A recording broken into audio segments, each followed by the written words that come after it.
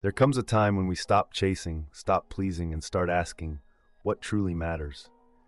At 70, I've learned that avoiding people isn't loneliness, it's wisdom. Inspired by Buddhist teachings, I'll show you why solitude isn't isolation but liberation, and how it leads to profound peace and clarity. Time is the most valuable asset we have, yet we often treat it as if it were endless. In youth, time feels abundant, an ever-flowing river leading to an unknown horizon. But as years pass, that river narrows, and we begin to see each drop as precious. This shift is not just a product of aging, it is a profound realization that aligns with Buddhist wisdom. Impermanence is the fundamental nature of existence, and time is its most evident expression. We cannot hold on to it, but we can choose how we experience it.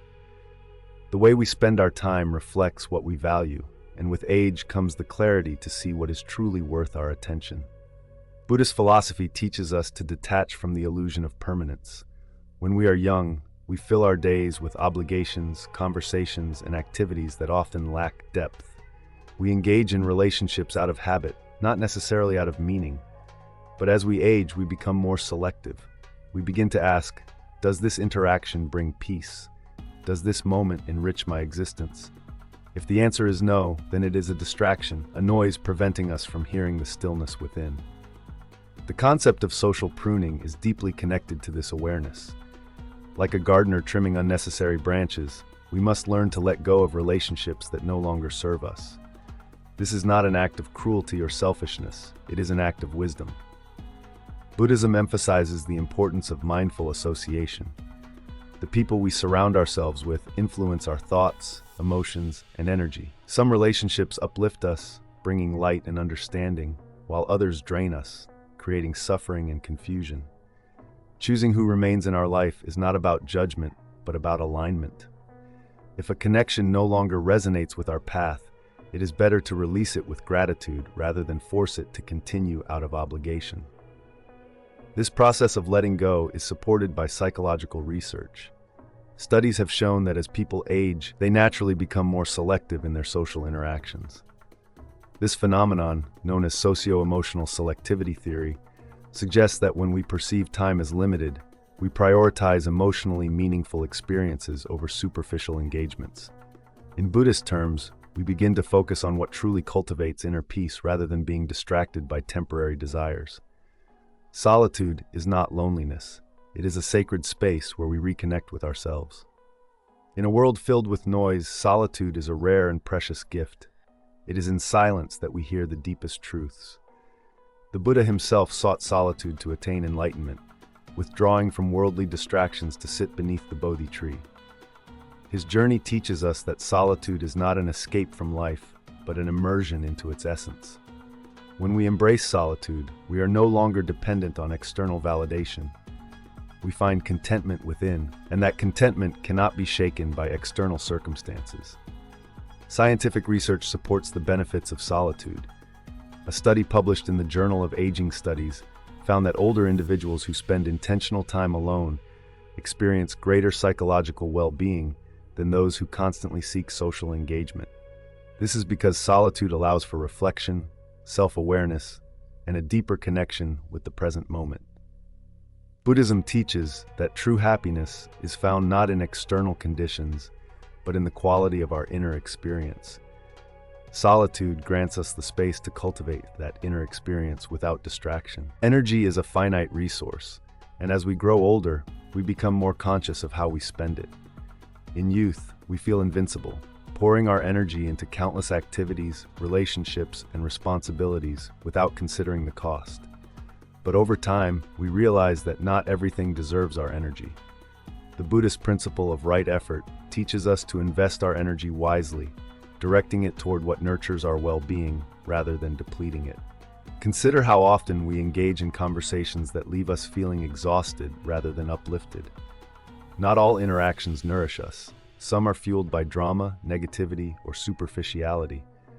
The Buddha taught that just as we choose the food we eat, we must also choose the energies we allow into our lives. Protecting our energy is not selfish. It is an act of self-respect.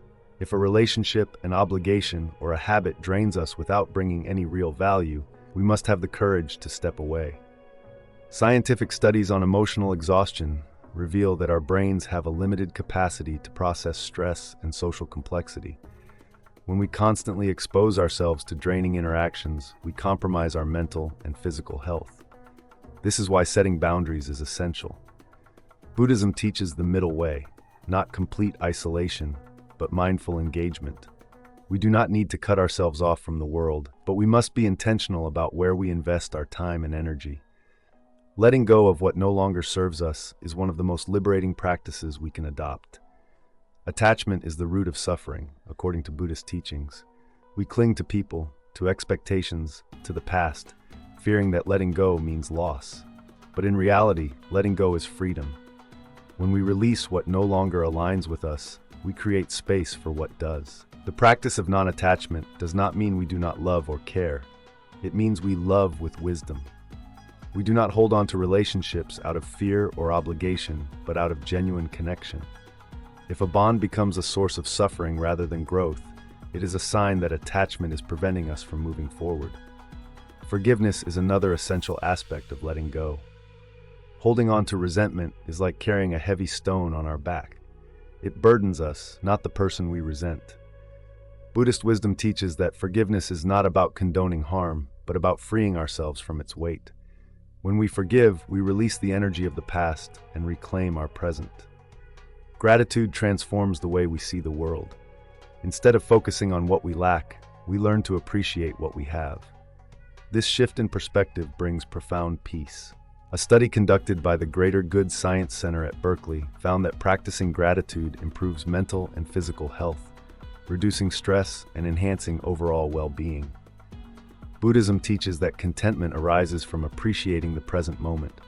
When we cultivate gratitude, we stop seeking happiness in external circumstances and start recognizing the beauty that already exists. A simple sunrise, a moment of silence, a deep breath, these are the gifts that life offers when we are present enough to receive them. The path to inner peace is not found in accumulation, but in simplification. The less we need, the freer we become. In youth, we chase achievements, relationships, and possessions, believing they define our worth. But as wisdom deepens, we see that true fulfillment comes not from adding more, but from removing what is unnecessary. This is why I now avoid unnecessary engagements, why I choose stillness over noise, why I prioritize peace over social expectations. It is not a rejection of the world, but an embrace of what truly matters. When we simplify our lives, we uncover the essence of our being. We stop running and start living. Buddhism teaches that the mind, like a lake, becomes clear only when it is still. When we remove distractions, let go of attachments, and embrace solitude, the waters settle and we can finally see our true reflection. This is where real understanding begins. If we can shift our mindset, if we can learn to embrace solitude rather than fear it, if we can protect our energy rather than deplete it, if we can choose meaningful connections over superficial ones, we will discover a life of unparalleled peace. Every moment is an opportunity to choose presence over distraction, clarity over confusion, peace over chaos. The path to wisdom is not in doing more, but in doing less with intention. By stepping away from what does not serve us, we step toward a life of true fulfillment. If this message resonates with you, reflect on your own life. Are you spending your time wisely? Are you surrounded by relationships that nurture your soul? Are you protecting your energy? What can you release today to bring yourself closer to peace? The journey toward clarity begins with a single step, letting go of what no longer aligns with your truth. And in that release, you will find the freedom, the stillness, and the wisdom that have been waiting for you all along.